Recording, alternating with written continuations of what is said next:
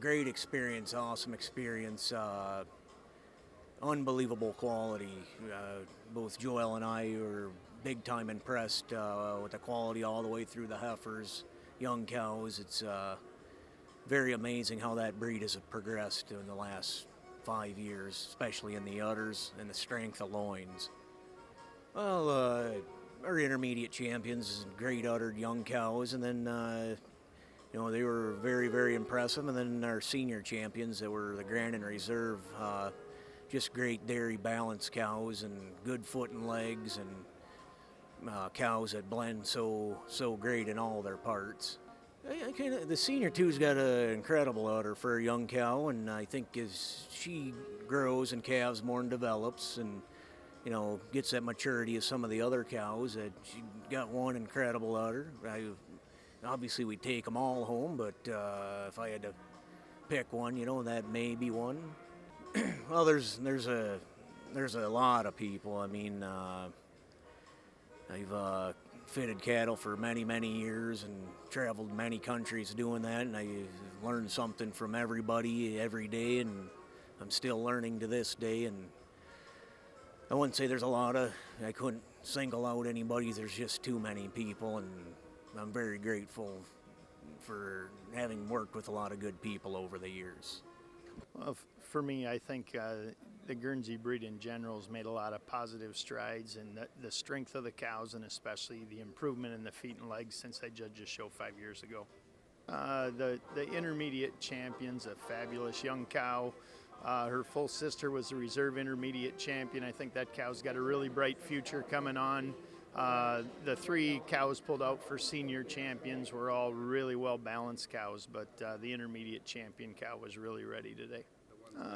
The winning junior 2-year-old, I think, will have a bright future. She's a cow with a long frame and a beautiful udder as well. The junior 3-year-old, the grand cow, she's fabulous. Reserve grand champion of the show. There were 3 cows that were really ready, but the champion cow, she was pretty easy for me, but it got a lot closer for reserve grand. First and foremost, my 4-H judging coaches, they put the foundation into doing this and made sure that you gave reasons that, were appropriate for the cow, not too flowery, and terms that people that milk cows every day can appreciate.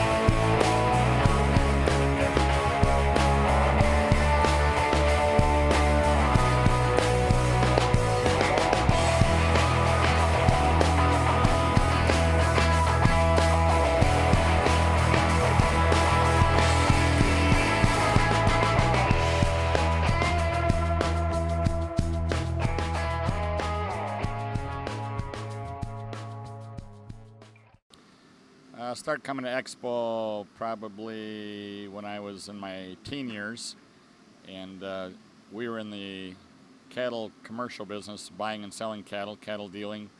I just come here to see the best cows in the world, and Always enjoyed it. I always liked good cows. I had a lot of good customer base. My father and I had a sale barn in Hartford, and we would buy and sell cattle. I bought them out east. I bought them in Canada. And but I always liked coming here to see the best cattle, and kind of got the bug about buying a registered cow here and there. And then at a young age bought my first farm and had a herd of cows. But I start blending in a few registered cows then. As far as competing here, probably 1984, Bob Morell and I purchased a Valiant daughter in Virginia, which was quite a long story for another day. And she won here and was All-American and All-Canadian in 1984. So really probably about 30 years ago, first time we got involved. Well, of course, you know, I guess everybody thinks the highlight's a Supreme Champion, and that is a highlight, but we've been fortunate enough to be involved with 4 of those, Jerseys and Holsteins. But I think the highlight is coming here, having all these foreign countries see your cattle, all the work you do all year, which I explained to Richard one day was 8,760 hours a year to take care of cattle, and then you have one person line them up in 45 minutes. And so it takes a lot of preparation, but coming here and competing, and competition's a great thing. It's good for young people. But I guess the highlight would be to come here, compete, win, do well, be able to do some marketing because of a result of that. Well, I mean, first of all, people can see what you have.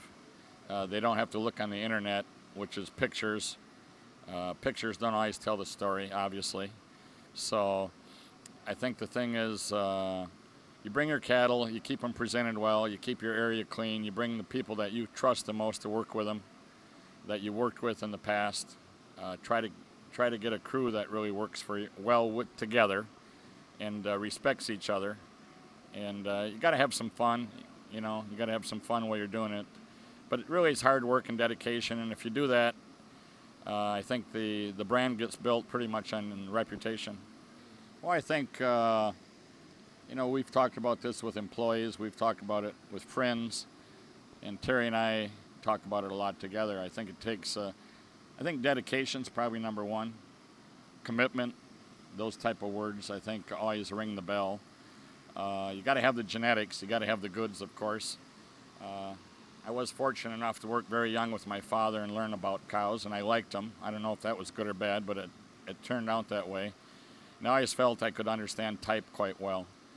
But then you start mating cows and you start working with that side of it, it gets more challenging. And I was always able to spend a lot of time in Canada looking at cattle. I always liked their style of cattle. And then I would use bulls based on what I saw. Of course, that's changed a lot now because some bulls that we buy semen are from Europe, you know, and some Australia. So there's bulls all over the place, and sometimes we can't fly to Western Canada to look at daughters of bulls because of the logistics and the time involved. So, but basically, I think it's a dedication thing. I think you got to use some common sense in your breeding program. You can believe some things what you see on the media, some things in advertising, and some things, you know, aren't 100%. I'm not being a cynic about that, but it is true. You have to pretty much decide for yourself what's going to work in your program.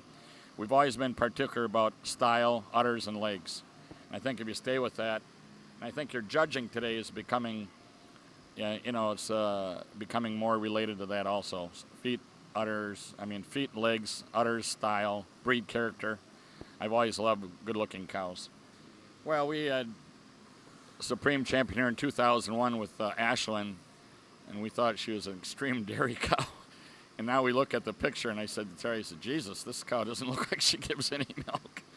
You know, I think bulls like Goldwyn made an extreme impact, but the jerseys are the same thing.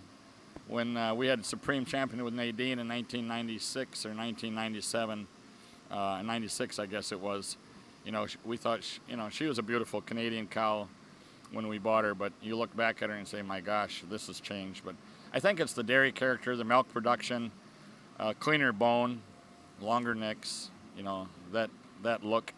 Well, my excitement level comes from all cows that I love animals, so we take care of them, whether it's my dogs or cats or cows, it doesn't matter.